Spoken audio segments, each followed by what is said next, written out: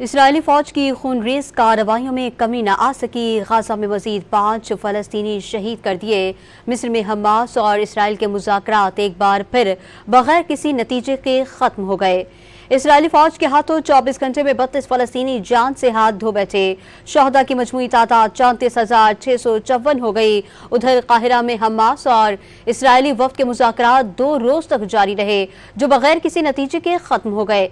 इस हवाले से हमास और इसराइली वफ्द एक बार फिर सर जोड़ कर बैठेंगे। इस हवाले से इसराइली मीडिया का दावा है कि काहिरा में गाज़ाए जंगबंदी पर मुआहदा होने का इम्कान है। इसराइली फौज गाजा पर मजीद हमले नहीं करेगी और हमास इसराइली मगवियों को मरहला वार रिहा करेगा। दूसरी जानिब वर्ल्ड फूड प्रोग्राम के सरबराह ने कहा कि इसराइल मुसलसल इंसानी इमदाद की राह में रुकावट बना हुआ है। शुमाली गाजा में मुकम्मल कहत साली से भी खबरदार कर दिया।